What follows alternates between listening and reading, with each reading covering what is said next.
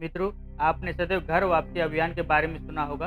घर वापसी अर्थात ऐसे व्यक्ति जिसने सनातन धर्म को छोड़कर दूसरे मजहब जैसे कि ईसाई और इस्लाम को अपना लिया हो। जब उस व्यक्ति ने फिर से सनातन धर्म को अपनाया, तो उस धार्मिक अनुष्ठान को कहा जाता है घर वापसी अभियान।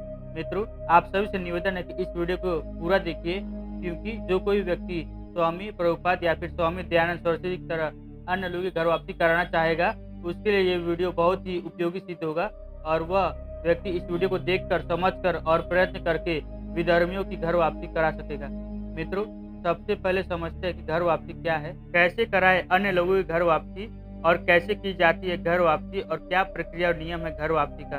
इस प्रश्न से संबंधित सभी प्रकार की जानकारी हमने इस वीडियो के माध्यम से आपको बताने का प्रयत्न किया है। मित्रों, सर्वप्रथम जानते हैं घर वापसी क्या होता है।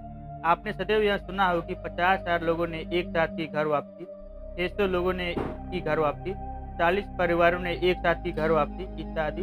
मित्रों, घर वापसी यह वह आंदोलन है जो सदियों से चला आ रहा है, जिसे शुद्धि आंदोलन भी कहा जाता है, क्योंकि मनुष्य अपनी शुद्धि कर पुनः सनातन धर्म में लौटता है।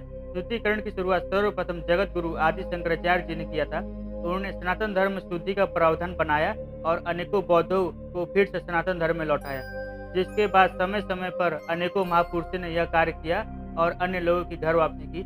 आधुनिक समय में स्वामी दयानंद सरस्वती जी ने इस आंदोलन का रूप दिया और इसका आधुनिक नाम दिया शुद्धिकरण या फिर शुद्धि अथवा घर वापसी।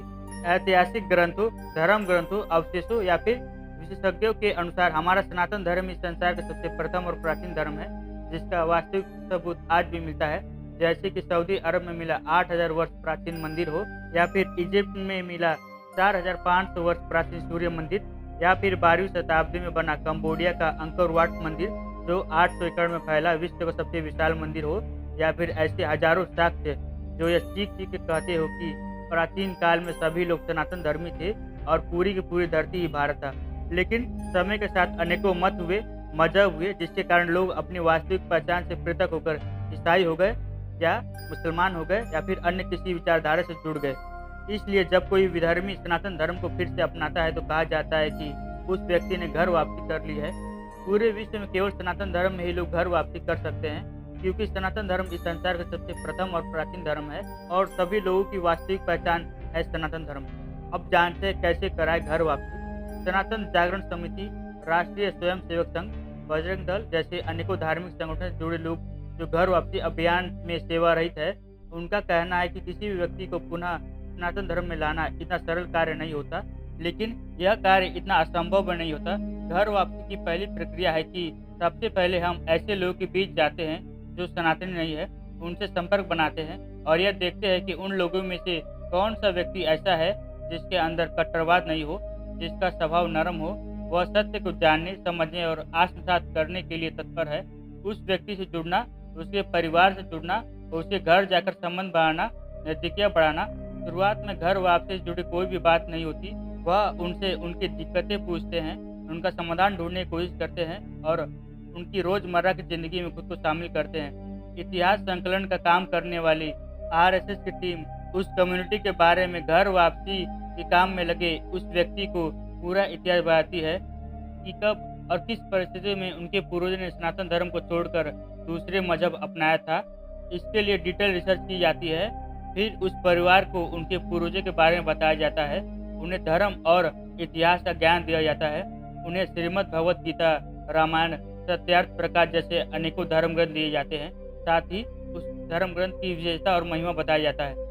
अब उस व्यक्ति से इस विषय में खुलकर बातचीत किया जाता है और अंत में जब उसका परिवार का भरोसा जीत लिया जाता है तो उसके घर वापसी की बात की जाती है। इस प्रक्रिया में 6 महीने से लेकर साल भर तक का समय लग जाता है।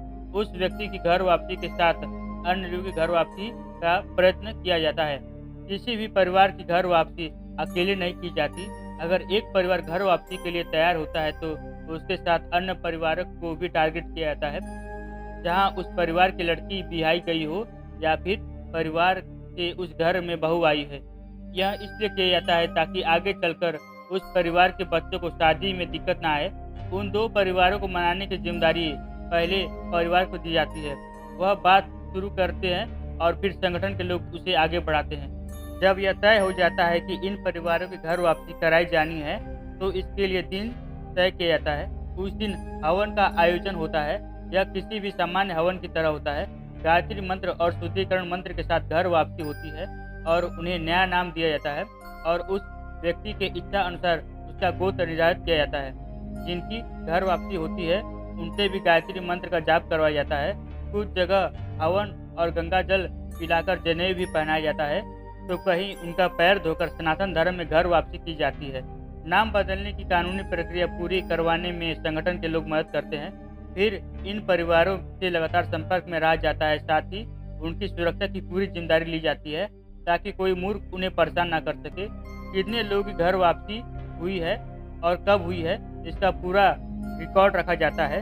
साथ ही उनके संपर्क में रहकर उनके पारिवारिक रिश्ता भी बनाया जाता है और उनके जीवन में सहयोगी की भूमिका भी घर वापसी अभियान से जुड़े लोग करते हैं। मित्रों, हमारा सनातन धर्म और हमारा भारतीय संस्कृति का इतिहास महान है, इसलिए सबसे पहले आप स्वयं सनातन धर्म को जानें, भारत के इतिहास को जानें, आध्यात्मिक ज्ञान को समझें और फिर अन्य लोगों की घर वापसी का प्रयत्न करें और विधर्मियों को पुनः सनातनी और भारतीय बनाएं।